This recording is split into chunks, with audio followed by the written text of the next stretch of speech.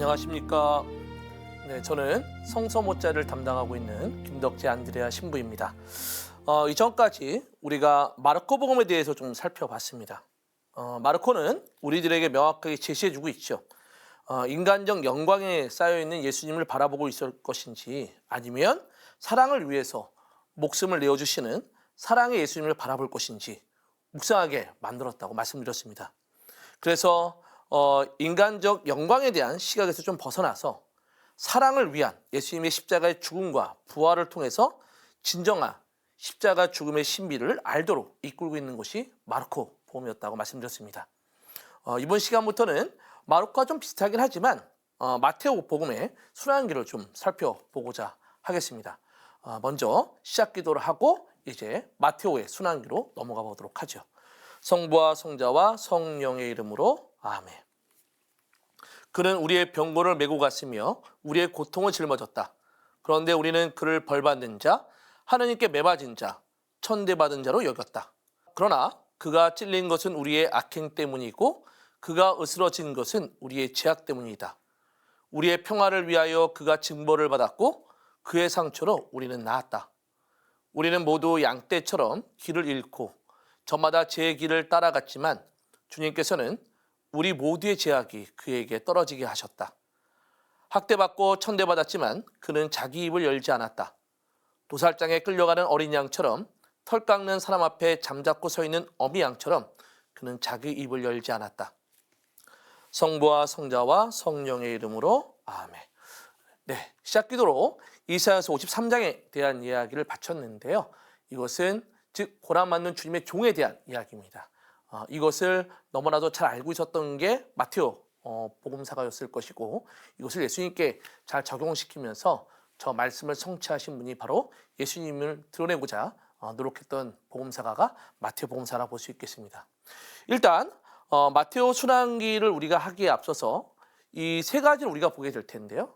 먼저 마테오의 순환기를 하기에 앞서서 전제되어야 될 것들을 먼저 찾아보고, 그 다음에 마테오와 마르코의 좀 차이점들을 살펴보는 가운데 예루살렘 입성에 대한 부분들 좀 보도록 하겠습니다. 일단 마테오 순환기를 하기에 앞서서 이 복음서들의 관계에 대해서 살펴볼 필요가 있습니다. 19세기 성서학자들은 복음서들의 관계들을 유심히 살펴본 결과 의미심장한 결과를 내놓습니다. 그것은 마테오 복음서와 루카 복음서가 마르코 복음서를 참조하면서 자신의 복음서를 썼다는 것입니다. 그러나 마테오와 루카도 즉 저자의 의도에 따라 각자 편집은 하고 있었습니다. 그러다 보니까 이러한 마르코가 이 마테오와 루카에 많은 영향을 미쳤다는 학자들의 어떤 내용 안에서 당연히 이 마테오의 순환기도 마르코의 순환기와 비슷한 형태를 취할 수밖에 없었다라는 겁니다. 또한 마테오 복음의 순환기를 공부하기에 앞서 또 하나 전제해야 할 것이 바로 마테오 공동체가 바로 유다인들을 중심으로 하는 공동체였다는 것을 전제해야 됩니다. 이것은 즉 유다인들의 특성이 복음서 안에 담겨져 있다는 겁니다. 그렇다면 유다인들의 특성은 무엇일까라는 것이죠. 마테오 복음서를 보면 여러분들이 자주 접하게 되는 대목들이 있습니다. 주님께서 예언자를 통하여 하신 말씀이 이루어지려고 이 모든 일이 일어났다라는 말들입니다. 이렇듯 유다인들은 하나님의 말씀이 자신들 안에서 실현되기를 간절히 바랬던 이들이 유다인들입니다. 왜냐하면 이들은 자신들이 하나님께 선택받은 백성이라고 생각했기 때문에 그렇습니다. 그래서 주님의 말씀들이 자신들의 안에서 이루어지기를 갈망하고 있는 이들인 것이죠. 그런데 마테오 복음서가 쓰여질 때 예루살렘 성전은 로마에 의해서 무너진 상태였습니다. 그렇다면 이 유다인들이 생각했을 겁니다. 예루살렘 성전이 왜 무너졌을까요? 그리고 예루살렘 성전이 무너진 후 하나님의 구원은 어떻게 실현될 것인가 라는 거에 초점이 맞춰질 수밖에 없었습니다. 이에 마테오 복음사가는 예루살렘 성전이 무너진 이유는 죄 없는 예언자나 예수님을 죽음으로 내몰았기 때문에 그렇다라고 이야기할 뿐만 아니라, 이는 마테오 전반에 흐르는 책임에 대한 이슈가 함께 된 계기를 만들었을 수도 있습니다. 이는 이따가 좀 더 자세히 설명하기로 하겠습니다. 또한 마테오 공동체는 유다인들이 중심이기 때문에 즉 유다인들이 중심이지만 또 한편으로는 이방인도 자신들의 공동체 일원으로 받아들여야 하는 상황 속에 놓여 있습니다. 그래서 마테오 복음은 여러 가지 상황 속에서 자신들의 복음서를 작성하게 되었고 이 상황에서 마르코와는 좀 다른 환경 안에서 이 순환기를 작성할 수밖에 없었습니다. 그렇다면 마테오와 마르코의 차이점을 좀 보죠. 마테오는 마르코와 다른 아주 중요한 차이점이 존재하는데 그것은 제가 앞에서 말씀드렸던 책임에 대한 이슈입니다. 즉 무죄한 자의 피해에 대한 책임을 구약의 언어로 생생하게 묘사하고 있다는 것이고 그래서 마테오의 고유한 장면 속에서 예수님을 넘겨주는 유다는 은전 30입을 돌려줌으로써 자기의 행동에 대한 책임을 덜어내려고 합니다. 대사제들은 어떤가? 대사제들은 피값 때문에 더러워지지 않기를 원하는 가운데 그것을 그 은전 30전으로 피밭을 구입함으로써 그 유다의 죽음의 책임에서 자유로워지려고 합니다. 또한 빌라도의 아내는 꿈을 통해서 당신은 그 의인의 일에 관여하지 마세요 라고 하면서 자기 남편에게 의로운 예수님에게 아무것도 하지 말라고 경고합니다. 그리고 빌라도는 자기 손을 씻으면서 이 사람의 피가 무죄하다는 것을 털어놔기도 합니다. 이렇듯 모든 책임을 회피하려고 하고 책임에 대한 문제를 거론하고 있는 게 마테오 복음 순환기의 특징입니다. 아마도 이는 마테오 복음서의 저작 시기와 깊은 연관이 있는 것은 아닌가라고 생각해 볼 수 있겠습니다. 앞에서 말씀드린 대로 마테오 복음은 기원 후 70년경 예루살렘의 성전 파괴 이후에 쓰여진 복음서인데 그러다 보니 마테오 복음사가는 예루살렘 성전 파괴와 이스라엘에게 쏟아진 재앙은 바로 로마인들이 무지한 하나님의 아들을 십자가에 못 박도록 유다인들이 넘겨줬기 때문에 라는 것을 설명하고 싶어서 아마 이 책임에 대한 이야기가 나타나지 않았는가라고 생각해 볼 수 있겠습니다. 또 하나의 근거로는 마테오복음 28장 11절부터 15절에 보면 유다인들이 예수님의 부활을 믿지 못하는 이유를 설명해 줍니다. 그것이 무엇이냐면 즉 경비병들을 돈을 주고서 샀다라는 것이죠. 오히려 거짓말하도록 유도를 했다는 것이죠. 돈을 주면서. 결국 유다인들이 예수님의 부활을 믿지 못하는 이유는 바로 경비병들의 거짓말 때문에 또 경비병들이 숨기던 것 때문에 이러한 예수님의 부활을 유다인들이 믿지 못했다는 설명을 전해주고 있다고 볼 수 있습니다.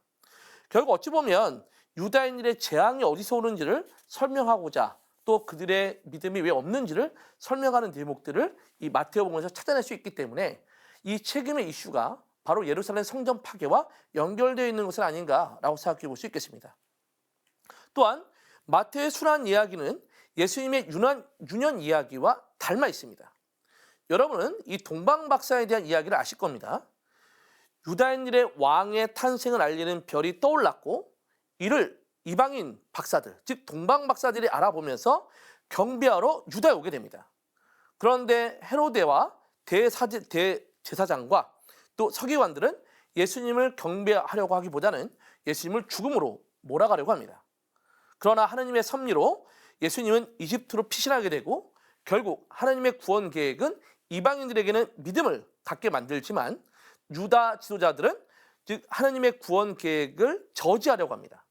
그러나 하나님의 구원 계획은 결국 성취되게 되는 것이죠. 이것이 순환 이야기에서도 비슷한 상황을 만들어냅니다. 대사제장과 바리사이들은 예수님의 부활을 저지하려고 돌을 봉인하고 경비병들을 세워서 무덤을 지키게 했습니다. 그러나 이방인인 백인대장은 예수님이 숨을 거두자 지진과 다른 여러 가지의 일들, 땅이 흔들리고 바위들이 갈라지는 것을 보고 몹시 두려워서 참으로 이분은 하나님의 아들이셨다라고 고백하게 됩니다.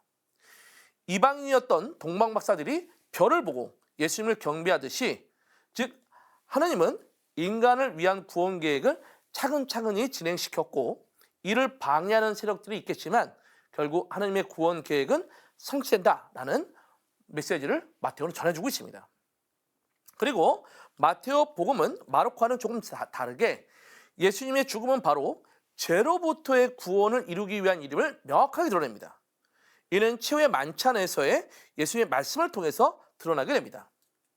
마르코는 이는 많은 사람을 위하여 흘리는 내 계약의 피다 라며 많은 사람을 위해서 흘리는 계약의 피, 즉 희생적 내용을 전해주는 반면 마테오는 모두 이 잔을 마셔라. 이는 죄를 용서해 주려고 많은 사람을 위하여 흘리는 내 계약의 피다 라고 하면서 죄를 용서해 주려는 내용을 첨부시키고 있습니다. 또한 마테오는 예수님의 이름을 전해주죠. 즉 마리아가 아들을 낳을 터이니 예수라고 하는데 그 예수는 백성들을 죄에서 구원하실 것이다 라는 것이죠. 결국 예수님은 우리를 죄로부터 구원하실 분임을 명확하게 드러낼 의도가 마테오에 있었다라고 볼 수 있겠습니다. 이 외에도 마르코의 다른 점이 있지만 이는 각 내용들은 마르코를 비교해 보면서 좀 더 자세히 살펴보도록 하겠습니다. 마지막으로 마테오는 예수님의 선교활동 전반을 의로움에 대한 헌신으로 묘사하고 있습니다. 세례자 요한에게 세례를 받을 때의 장면들을 보면 요한은 제가 선생님께 세례를 받아야 할 터인데 선생님께서 저에게 오시다니 하면서 그분께 말을 합니다. 그랬더니 예수님께서 지금 이대로 하십시오. 우리는 이렇게 해서 마땅히 모든 의로움을 이루어야 합니다 라고 이야기합니다. 여기서 마테오는 세례자 요한과의 대화 속에서 모든 의로움을 이루어야 합니다 라는 예수님의 말씀을 언급하면서 결국 하나님의 의로움이 무엇인지 예수님을 통해서 드러나게 될 것을 명확하게 알려주고 있습니다. 요한이 예수님의 어떤 뜻을 받아들였듯이 하나님의 의로움에 성실하게 응답해야 한다는 것을 명확하게 마테오는 전달해 줍니다. 또한 예수님께서 상상설교에서 내가 율법이나 예언서를 폐지하러 온 걸로 생각하지 마라. 폐지하러 온 것이 아니라 오히려 완성하러 왔다라고 언급하면서 율법의 핵심이며 율법 해석의 최고의 기준이 사랑임을 상상설교를 통해서 알려줍니다. 이는 예수님께서 잡혀가시는 장면을 통해서도 드러납니다.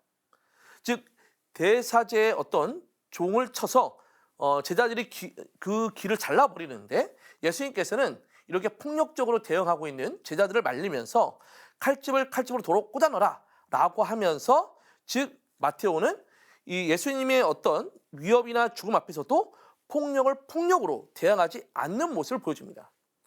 오히려 예언의 말씀을 성취하기 위해 당신 자신을 내어주는 하나님의 의로움을 추구하셨다라고 명확하게 드러내놓고 있습니다. 이제부터 마테오가 전한 예수님의 순환기를 하나씩 살펴보도록 하죠. 그 중에서 첫 번째, 예루살렘 입성과 성전 정화 사건입니다. 마테오에서 예루살렘은 예수님의 최종 종착지를 의미합니다. 왜냐하면 예수님의 순환 예고를 마르코와 좀 비교를 해보면 마르코는 예수님께서 그 뒤에 사람의 아들이 많은 고난을 겪으시고 원로들에게 배척을 받다가 죽음이 당할 거야 라고 이야기하지만 마테오는 이렇게 이야기합니다. 그때부터 예수님께서는 당신이 반드시 예루살렘에 가셨다라는 내용을 전달해주고 있다는 겁니다. 이것 대목이 추가되고 있는 것이죠. 그렇다면 예루살렘에 왜 예수님께서 가셔야 하는 거냐는 겁니다. 예루살렘이란 유다인들에게 일반 도시가 아닙니다. 하나님의 성전이 있는 곳이고 하나님이 거처하시는 곳입니다. 그리고 이곳에서 사람들에게 하나님의 가르침이 전해졌던 곳이기도 합니다. 결국 예루살렘에 반드시 가신다는 것은 하나님으로부터 받은 사명을 완성하러 가시겠다는 의미를 담고 있습니다. 그리고 이 완성은 바로 예수님께서 십자가의 길을 충실히 걸어나가는 장면을 통해서 드러나게 됩니다. 예루살렘의 입성도 마찬가지입니다. 마태복음은 예수님께서 제자 둘을 보내며 암나귀와 그 곁에 어린 나귀를 끌고 오라는 내용을 전달해 줍니다. 그러면서 마테오는 예언자를 통하여 하신 말씀이 이루어지려고 이 모든 일이 일어났다라는 말을 추가해 주고 있습니다. 결국 예루살렘 입성이 예언의 말씀을 이루기 위한 예수님의 능동적인 행위였음을 강조하고 있습니다. 이렇듯 마테오는 이 예언의 말씀을 하나의 말씀이 아닌 이사야와 또 지가리아의 두 예언의 말씀을 한데 엮어서 잘 제시해주고 있는데 이사야서 62장 11절과 지가리아서 9장 9절에 대한 이야기를 섞여놓고 있습니다. 그런데 이 지가리아의 인용물을 잘 보시죠. 마테오는 지가리아 인용을 하면서 이 대목 의로우시고 승리하신 분이라는 내용을 빼버립니다. 생략하고 오히려 겸손하신 모습만을 부각시키고 있습니다. 그리고 이 겸손은 그분이 폭력을 휘두르는 열혈당원이 아니라 성전에서 병든 이들을 치유하는 자비로운 분이심을 시사합니다. 그래서 그때 성전에서 눈먼 이들과 절름거리는 이들이 다가오자 예수님께서는 그들을 고쳐주셨다라는 대목을 마태오는 추가시키고 있습니다. 결국 예수님은 이스라엘의 승리만을 바라기 위해서 오신 분이 아니라 겸손을 통해서 폭력이 아닌 사랑과 자비를 통해 세상을 구원하시기 위해 오신 분이심을 마태오는 잘 드러내고 있는 것이죠. 마르코 순환기에서 예수님이 예루살렘에 입성하셨을 때 사람들은 호산나 하며 예수님께 환호성을 질렀습니다. 그런데 마태오는 호산나라는 환호성은 훗날 백성들이 예수님을 배격하고 십자가형에 처하라고 요청했던 소리로 바뀌게 되면서 그 책임을 누가 지게 될지를 마태오는 드러내놓고 있습니다. 마르코에 없는 내용이 마태오는 들어가 있는데 보시면 십자가에 못 박으라는 내용과 빌라도의 나는 이 사람의 피해에 대한 책임이 없소. 이것은 여러분의 일이요 라고 이야기했더니 백성들이 그 사람의 피해에 대한 책임은 우리와 우리 자손들이 질 것이요 라고 하는 대목이 즉 마태오면 들어가 있습니다. 이는 예수님의 말씀을 떠올리게 하는데 나에게 주님 주님 한다고 모두 하늘나라에 들어가는 것이 아니다. 하늘에 계신 내 아버지의 뜻을 실행하는 일에야 들어간다 라고 하는 것. 즉 진리를 아는 것이 곧 진리를 실행하는 것과는 일치하지 않음을 생각하게 만드는 말씀이다 라고 볼 수 있겠습니다. 또한 마태오는 예루살렘 입성 장면에서 사람들의 반응이 나타납니다. 예수님께서는 예루살렘에 들어가시니 온 백성이 술렁거리며 저분이 누구냐 하고 물었다라는 것이고 그러자 군중이 저분은 갈릴레아 나자렛 출신 예언자 예수님이요 라고 대답했다는 겁니다. 이건 마태오만 들어가 있는 내용입니다. 그런데 여기 사람들은 예수님을 누구로 보고 있냐는 겁니다. 바로 예언자로 보고 있다는 것이죠. 이는 마태오의 명확한 의도를 드러내는 것인데 이것은 신명기 18장 15절의 대목을 떠올리게 하려는 의도입니다.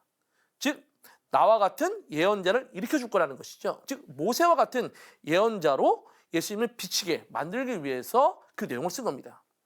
결국 마태오는 예루살렘에 입성하셨을 때 사람들은 예수님을 메시아가 아닌 모세와 같은 예언자로 인식했음을 알려주고자 했던 것입니다. 그런데 모세와 같은 예언자는 바로 율법을 완성하는 예언자입니다. 그래서 예수님께서 상상설교를 통해서 말씀하셨죠. 내가 율법이나 예언서를 폐지하러 온 것이 아니라 뭐라고 왔다고요? 완성하러 왔다는 겁니다. 이 말을 알고 있는 독자는 이제 누구의 말을 들어야 하는지 생각하게 됩니다. 바로 예수의 말씀을 듣고 그분의 가르침을 따라야 하는 것이죠. 그러나 마태오는 순환기를 통해서 군중들은 예수의 말씀을 따를 의지가 없음을 명확하게 드러냅니다. 이는 앞에서 언급한 예수님께서 하나님의 의로움을 드러내시고 사람들은 그 의로움을 따라야 하지만 군중은 예수님을 통해서 드러난 의로움을 따르려고 하지 않습니다. 이렇게 군중은 예수님의 가르침을 따르지 않고 하나님의 의로움을 드러낸 예수님을 조롱하지만 결국 예수님의 십자가의 죽음 이후 벌어진 여러 가지 일들, 성전 휘장이 두 갈래로 찢어진다든지 아니면 무덤이 열리고 즉 바위들이 한다든지 여러 가지 어떤 즉 예수님 죽음 이후에 일어난 일들을 통해서 하나님의 의로움이 세상에 드러났음을 명확하게 보여줍니다. 또한 마태오는 예루살렘의 입성과 성전 정화 사건을 분리하는 마르코와는 다르게 마태오는 예루살렘 입성과 성전 정화 사건을 바로 연달아서 전해줍니다. 이때 마태오는 성전에서 아이들이 예수님께 외치는 내용을 전달해 주는데 즉 성전에서 다윗의 자손께 호산나라고 외치는 아이들이 있었는데 이것을 보고 수석 사제들과 율법학자들이 불쾌했다라는 내용을 전달해 줍니다. 이것 또한 예수님의 말씀을 다시금 떠올리게 합니다. 아버지, 하늘과 땅의 주님, 지혜롭다는 자들과 슬기롭다는 자들에게는 감추시고 철부지를 드러내 보이시니 아버지께 감사드립니다 라는 것입니다. 결국 예수님의 예루살렘 입성과 성전 정화 사건은 아버지의 선하신 뜻을 이루기 위한 것이고 즉 앞에서 말씀드렸던 하나님의 의로움을 이루기 위한 일이었음이 드러납니다. 그리고 그 의로움은 성전에서 눈먼이들과 절름거리는 이들을 고쳐주시는 것으로 다시금 드러납니다. 그리고 하나님의 의로움을 따르지 않는 수석 사제들과 율법학자들은 원로들과 함께 즉 하나님의 의로움을 드러내는 예수님을 붙잡아 죽이려고 공모합니다. 그래서 마테오는 예수님의 순환기를 통해 그들이 얼마나 위선적인지를 밝혀내면서 그들의 조롱이 예수님을 넘어서 하나님께 상하고 있음을 드러냅니다. 이는 십자가의 죽음에서 다시금 언급되게 될 것입니다. 또한 마테오 복음은 즉 예루살렘의 입성과 성전 정화 사건을 보도한 이후에 세 가지 비유 이야기를 들어주는데 두 아들의 비유와 즉 포도밭 소작인의 비유, 혼인잔치에 대한 비유입니다. 그런데 이 비유들은 하나같이 즉 아버지의 뜻의 말이 아니라 행동으로 실천하는 이들이야말로 즉 하늘나라에 들어갈 것이고 이제 즉 소출을 주는 이들에게 이 하늘의 나라가 바뀔 것이라고 하는 것. 또 마지막으로 혼인잔치 비유를 통해서 심판은 수석사제들과 율법학자들에게만 내려지는 것이 아니라 혼인 예복을 입지 않는 이들에게도 내려진다는 것. 즉 예수님의 가르침을 따르지 않는 그리스도인들에게까지 미치게 될 것임을 명확하게 전달해 줍니다. 결국 이 세 가지 비유를 통해서 마테오는 진정한 그리스도인이란 하나님의 의로움을 드러내신 예수님의 가르침을 듣고 그 가르침을 따라야 함을 잘 강조하고 있습니다. 만약에 그렇게 하지 않는다면 이제 모든 것이 바뀌게 될 것이라는 것이죠. 오히려 하늘나라에 들어간 이들이 바뀌게 될 수 있다는 것을 명확하게 설명해 주고자 이 세 가지 비유에 대한 내용이 들어가 있다라고 볼 수 있겠습니다. 정리를 해보겠습니다. 맨 처음 마테오복음의 순환기를 할 때 전제해야 할 것은 우리가 즉 마테오는 마르코의 순환기를 참조해서 썼다는 것입니다. 그러다 보니 마르코가 가지고 있는 조롱에 대한 이야기도 마테오에 담겨 있습니다. 그러나 마테오는 마르코보다는 좀 더 즉 심화된 조롱을 가지고 있고 이것은 마테오 순환기 안에서 다시 한번 다루도록 하겠습니다. 또한 마테오는 유다인들을 대상으로 자신의 순환기를 써 내려다 보니 예수님께서 예언의 말씀을 충실하게 이행했고 완성했음을 잘 전달해 줍니다. 그런 가운데 마르코와는 좀 다르게 책임에 대한 이슈, 즉 예수님의 죽음에 책임을 회피하려는 이들의 모습을 잘 보여주고 있다는 것이죠. 어찌 보면 우리도 내가 죄를 지었다는 것을 인정하기보다는 죄에 대한 책임을 회피하려는 모습이 우리 안에도 있는데 마치 마테오에서 나타나 있는 이 책임의 이슈는 우리들의 모습들을 조금 드러내고 있는 것은 아닌가라고 생각이 듭니다. 예수님은 또한 체포 시에 폭력을 거부하는 모습을 통해서 박해의 위협이나 죽음까지도 하나님의 의로움을 추구하시는 분이심을 마테오는 예수님을 통해서 명확하게 전달해주고 있습니다. 결국 하나님의 의로움은 예루살렘 입성에서도 끝까지 충실하게 실천한 예수의 모습을 전달하는 가운데 우리의 의로움, 즉 우리는 하나님의 의로움을 어떻게 지켜야 하는가라는 것을 우리들에게 전달해주고 있는 것은 아닌가라고 생각이 듭니다. 아마도 신앙인은 세상의 정의를 드러내기보다는 예수님께서 말씀하신 자비와 사랑의 가르침을 충실하게 따르는 것이 바로 이 세상에 하나님의 의로움을 드러내는 것은 아닌가. 마테오는 우리들에게 이런 메시지를 전달해줬다라고 볼 수 있겠습니다. 결국 세상의 정의를 지키는 것은 바로 그리스도의 가르침에 충실히 따르는 것. 그것이 곧 세상의 정의를 드러내는 것이고 하나님의 정의를 드러내는 것임을 마테오는 자신의 순환기를 통해서 명확하게 전달해주고 있다라고 볼 수 있겠습니다. 그렇다면 우리들에게 과연 예수님의 가르침은 어떤 의미로 받아들여야 하는지 다시 한번 생각해 볼 수 있었으면 좋겠습니다. 네, 오늘 여기까지 진행하고요. 다음 시간에는 좀 더 마테오에 대한 깊은 순환기 이야기를 배워보도록 하겠습니다. 수고하셨습니다.